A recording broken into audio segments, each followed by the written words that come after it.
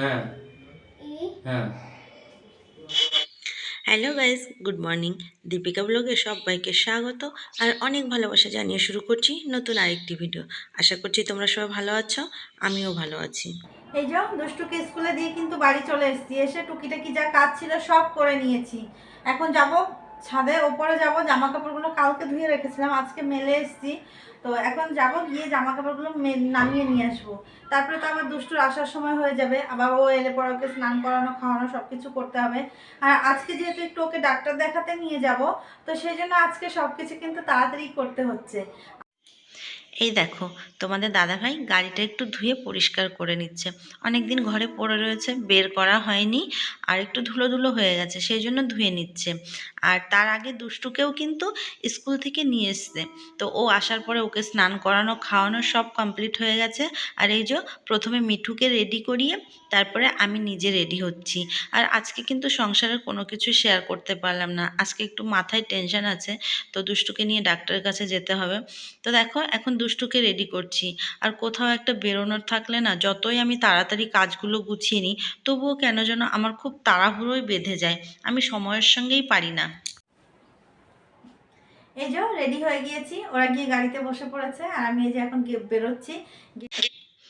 তো এই দেখো, গুছিয়ে গেছে, এখন আমরা বেরিয়ে পড়লাম। আর বাড়িতে কিন্তু আমাদের আর কেউ নেই, ওই একমাত্র কোকোই আছে, কোকোকেই রেখে গেলাম। ওকে আর নিয়ে যাচ্ছি না, যাচ্ছি তো ডাক্তারের কাছে। ওকে নিয়ে গেলে কি হবে বলো, আর ও বাড়িটা দেখাশোনা করবে। আর ও আমাদের সঙ্গে থাকতে থাকতে না আমাদের মতোই হয়ে উঠেছে। ওর জন্য আমাদের কষ্ট হয়, ওকে বাড়িতে একা ছেড়ে যাই। কিন্তু কি করব বলো, সব জায়গায় তো আর নিয়ে গেলে হয় না। তো সেই জন্য বাড়িতেই রেখে আসি। তো যাই হোক, কথা বলতে বলতে এই যে ডাক্তারের কাছে চলে এসেছি। আর ডাক্তারবাবু আজকে অনেকক্ষণ আগেই চলে এসেছেন, আমাদেরই আসতে লেট হয়েছে। হ্যাঁ, হ্যাঁ, হ্যাঁ। তাহলে তোমরা দেখতেই পাচ্ছ, আমরা চোখের ডাক্তারের কাছে এসেছি। আর অনেক দিন থেকেই এখানটায় আমি দেখাই। তো ডাক্তারবাবু তো প্রথমে বলেছিলেন ওর সিটি স্ক্যান করার জন্য, তবে এখন আর করতে হবে না। সিটি স্ক্যানটা করতে বলেছিলেন এই কারণেই, ওর কিন্তু প্রচণ্ড মাথা ব্যথা হচ্ছিল। তবে ওষুধপত্র খেয়ে আর চশমা ব্যবহার করে কিন্তু ওর মাথা ব্যথা একদমই নেই। তো এখন ও ভালো আছে, ডাক্তারবাবু বলেও দিয়েছেন ওর আর সিটি স্ক্যান করার দরকার নেই, এখন সব কিছু ঠিকঠাক আছে। তো যাই হোক, ওই যে বাচ্চারা বায়না করে আর আমরা ফোন দিয়ে দিই, আর এই ফোন থেকেই কিন্তু এই চোখের প্রবলেমটা হয়েছে। তবে আমি তো সবাইকে বলবো বাচ্চাদেরকে ফোন থেকে দূরে রাখো, বাচ্চাদেরকে সুস্থ রাখো। দেখো, আমি এখন কত টেনশনে আছি যে আমার এই ছোট ছেলেটার চোখে এখনই চশমা লেগে গেল। তো যাই হোক, আমরা এই যে যেখানটায় বাচ্চাদের ডাক্তার দেখাবো সেইখানে চলে এসেছি। আর এই যে সামনেই ছিল একটা মোমোর দোকান। তো এইখান থেকে আমরা সেরকম কিছুই খাইনি, অনেক কিছুই পাওয়া যায়। তো খেয়ে নিলাম একটুখানি মোমো। আর ডাক্তারবাবু এখনো আসেননি, ডাক্তারবাবু আসবেন 8টার সময়। আর আমরা 7টার মধ্যেই চলে এসেছিলাম। কি করব বলো, চোখের ডাক্তার দেখানো হয়ে গেছে, ওখানে বসে থাকলে তো আর হবে না। তো সেই জন্য ভাবলাম বাচ্চাদের ডাক্তারের ওখানে গিয়েই বসে থাকি। তো যাই হোক, ওই যে তোমাদের দাদাভাই কার সঙ্গে ফোনে কথা বলছিল, আর দুষ্টু বসে আছে। তো দুষ্টুর খিদে পেয়েছে, বলছিল মা আমি কিন্তু ভাত খাবো বাড়ি গিয়ে। দেখো, আমরা বাইরে থেকে বাইরের খাবার যতই খাই, ভাতের মতো শান্তি কিন্তু আর কিছুতেই নেই। আমার তো মনে হয় যে একবেলা ভাত না খেলে মনে হয় যেন আমি কতদিন ভাত খাই না। তো যাই হোক, দেখো এই যে আমাদের দুষ্টুর এখন ওজন হচ্ছে। আর ওজন করানোর সময় দেখলাম যে ও আগের থেকে অনেকটা ওজন ওর কমে গেছে, কারণ মাঝখানে কিছুদিন শরীর ভালো ছিল না, তখন খেতে পারিনি। এমনিতেই তো খেতে চায় না, তার উপরে ছিল না শরীর ভালো, তখন তো আরও খেতে পারলো না। তো যাই হোক, কি করা যাবে বলো, দাদাভাইটাও সেই কথাই বলছিল যে আগের থেকে ওর ওজনটা অনেকটাই কমে গেছে।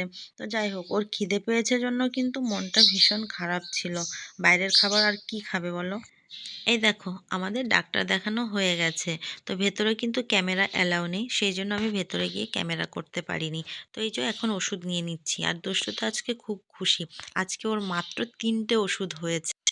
তো এইখান থেকে কিন্তু একটা ওষুধ পাওয়া যায়নি, ওষুধটার নাম আলাদা করে লিখে দিয়েছে, আর একটা ফার্মেসির কথা বলে দিয়েছে, সেইখান থেকে নিয়ে নেওয়া হবে ওষুধটা। তো দেখো, আমরা এখন এই যে বেরিয়ে পড়ব, আমাদের ওষুধ নেওয়া কমপ্লিট হয়ে গেছে। এখন এই যে বাড়ির জন্য বেরিয়ে গেছি, অনেক রাত হয়ে গেছে। তো বাইরের দিকটা দেখে তোমরা বুঝতেই পারছো যে কতটা রাত হয়ে গেছে। তো যাই হোক, বাড়িতে গিয়েও কিন্তু প্রচুর কাজ রয়েছে, বাড়ি গিয়ে রান্না বান্না করতে হবে রাতের। তো আজকে রাতে সেরকম আর কিছুই রান্না বান্না করবো না, হালকা কিছু একটু রান্না করে খেয়ে দিয়ে শুয়ে পড়বো, কারণ এই সারাদিনের ধকলটা আর ভাল লাগছে না। এই যে চা করে নিয়েছি, আর এখন চায়ের সঙ্গে কিছু খাবো না, ভালো লাগছে না, শুধু চা খেয়ে তারপরে রান্না বসাবো, রান্না বসিয়ে দিয়ে দুষ্ট হোম টাস্কটা করিয়ে দেবো, তারপরে খেয়ে দিয়ে শুয়ে পড়বো। কোথাও একটা বেরোলে কেন জানি না প্রচণ্ড মাথা ব্যথা শুরু হয়ে যায়, আর এই যে প্রচণ্ড মাথা ব্যথা করছে, আমার একটু ভালো লাগছে না। তো এই দেখো, দুষ্টুকে নিয়ে ডাক্তারের কাছে যেতে হয়েছিল। এই যে আগের চশমাটা ভেঙে গেছে একদম, এই যে চশমার হ্যান্ডেলটা ভেঙে গেছে। আজকে আরেকটা নতুন চশমা আনা হলো, আর ওর চেক আপও বাকি ছিল, আজকে চেক আপ করে নিয়ে আসলাম। মানে একদিনে 2 জায়গায় ডাক্তার দেখালাম, তো সেই জন্য 2টার সময় বেরিয়ে রাত 10টার সময় বাড়ি আসতে হলো। তো চলো এখন চা খেয়ে নিই, তারপরে আবার রান্না বসাবো।